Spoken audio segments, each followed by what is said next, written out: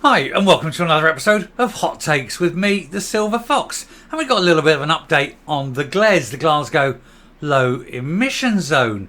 And it seems obviously, it's going to be hardly news to anyone, but it's obvious that the majority of Glaswegians do not support it. They're against it. And even though those that are kind of towards it do have caveats, it can be seen now it is a complete and utter failure. And of course there's a court case going on. That's coming up soon. And if they lose that, Glasgow Council lose that, not only does it mean that the low emission zone gone here, it's likely gone in Aberdeen, Dundee, Edinburgh, and anywhere else that they were thinking of bringing it in. It effectively ends the emission zone there and then. But we'll take a look at this. I mean, it is excellent news, and again, it's just common sense, isn't it?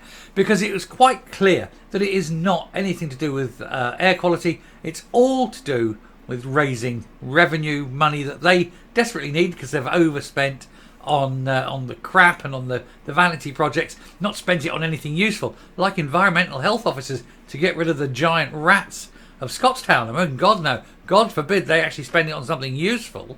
But we'll have a look at this, see where it's going, and see why so many people are absolutely dead against it. Here goes.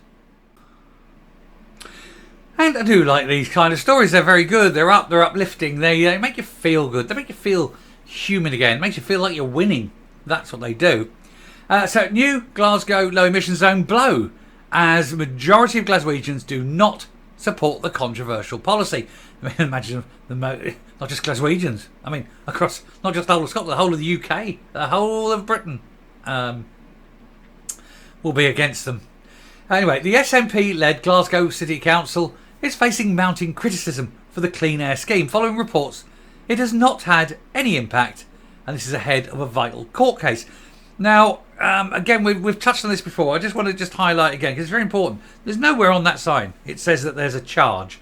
Now, there's a guy in London who took the low emission zone in London to court and won his case and had thousands in fines rescinded because it does not say anywhere on that sign that there is a charge. How would anyone know?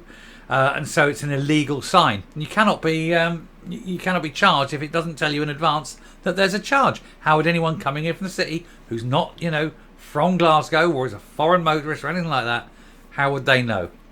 And so there you go. It's probably an illegal sign too. So that's another one if someone wants to take that one to court. Anyway, the overwhelming majority of Glaswegians are against the controversial low emission zone in the city, in a crushing blow for the SNP-led local authority, and it has sown doubts about the launches in three other major Scottish cities this year. New polling done by TLF Research found that fewer than 1 in 4 people in the city supported the restrictions, with just 1 in 100 not minding paying the fines. 1% don't mind paying the fines, and you bet you they're the 1% that have got complacent compliant cars. I don't know, complacent cars works as well, doesn't it? Compliant cars. Just 22% of those asked were in favour in general, and while this rose to 31% in Edinburgh. So that's still over 2/3 in Edinburgh against it. Meanwhile, just 17% of people in Glasgow and 14% in the capital thought the zones were great for the environment. Well, they're not. They're clearly not. They're absolutely clearly not. In fact, they're worse for the environment. It comes amid a legal challenge where campaigners believe that a win in court would end the possibility of schemes in Dundee, Edinburgh, Aberdeen, and as I say, anywhere else that's thinking of them. Glasgow was the first city to launch the enforcement, first Scottish city to launch the enforcement, which sees motorists fined £60 every time they enter the zone, with this doubling with every breach. It started in June, but it's been criticised by businesses across the city centre. Now, the businesses do have a case for damages now, and this is an important thing. And if it can be shown that this has caused damages to business, then the businesses have a right in law to sue the council for those damages, and that will be the next thing that's going to hit the council. They haven't looked at the consequences of what they're doing, but of course they wouldn't, would they? SNP. Morons. The council were accused of detrimentally affecting the nightlife as pundits and punters opted to leave earlier to get public transport home due to a lack of taxis. People living outside the city centre were also deterred from going in due to harsh punishments. And we were previously told that more criticism was levied towards the scheme after it emerged that nitrogen dioxide levels in Glasgow's most polluted area, right by the bus station, have actually gone up by over 12% since the LEZ was brought in. It's funny that it's right by the bus station, so we know that it's got nothing to do with cars at all. All of it. Buses. Average concentrations at Glasgow Central Station hit 34.4 parts per million. It's ppm per metre cubed or something. Anyway, but it's 34.4. That's up from 30.6 over the same period last year. However, it still remains below the legal limit of 40. So the single most polluting area of Glasgow, right by the bus station, pumped out by the buses, is still over 10% less, in fact 15% less than the legal maximum before it becomes what is known as dirty air in law. There is no reason to have a low emission zone because of course it's not. It's nothing. Not illegal. Campaigners have been given the chance to challenge the illegal and disproportionate system of motorist fines at the Court of Session, with the Scottish Government being forced to defend them. And if this is successful, then it could delay or bring to an end the zones across the country. And so we absolutely want to hope that the case is won. The council lose it. It's the end of the zone. It's the end of the zone everywhere, because it is quite clearly not cars that are the problem. It is buses.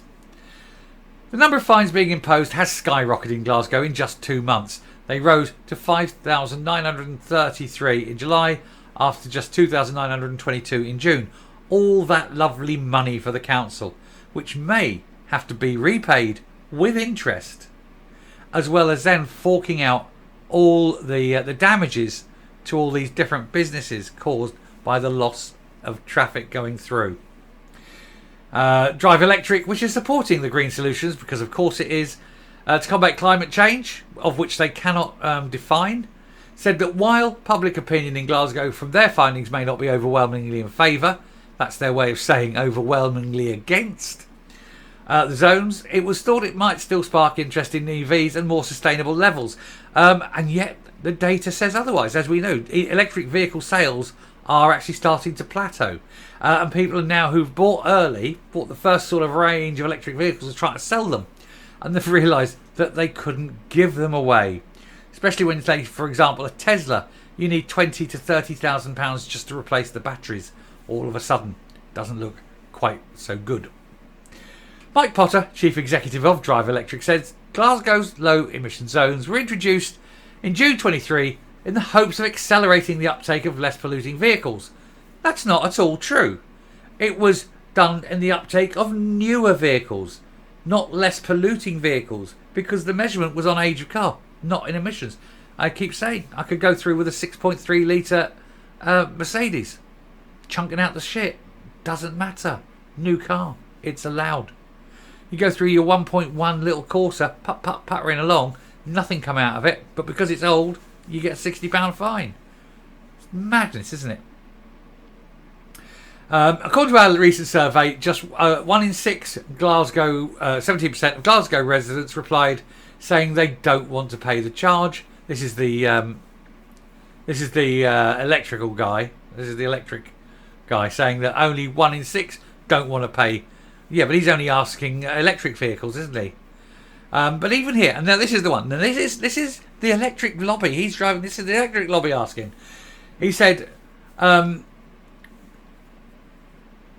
almost half, 49% of Glaswegians are in favour of low emission zones if air pollution is poor in the area. Now this is from the Drive Electric guy asking electric driving vehicles.